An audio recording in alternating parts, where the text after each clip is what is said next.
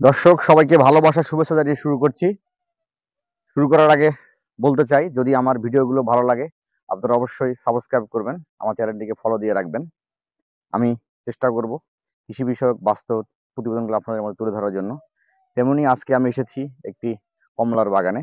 এটা হচ্ছে বাড়ি কমলা 2। আপনারা অনেকেই কমলার উপকারিতা সম্বন্ধে জানেন।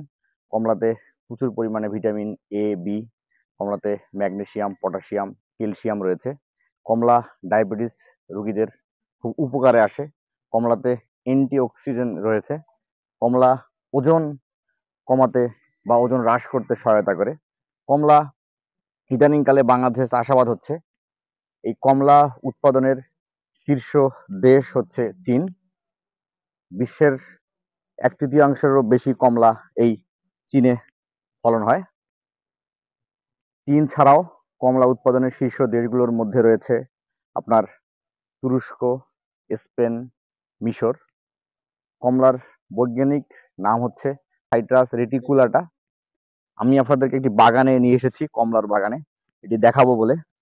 আপনারা দেখছেন এই বাগানটি এখনো পরিপক্কতা হয়নি বা পরিপক্কতা আসেনি। এখানে অনেকগুলো কমলা ধরে আছে, আরো একটু সময় লাগবে।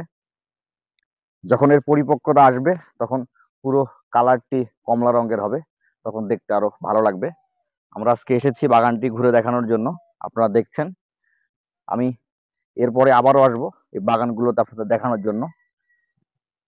আপনারা দেখছেন যে কতগুলো কমলা ধরে আছে। একটু এদিকে আপনারা দেখেন যে কালার আসা শুরু হয়েছে। আমি এভাবেই চেষ্টা করব কৃষি বিষয়ক বাস্তব প্রতিবেদনগুলো দেখানোর জন্য।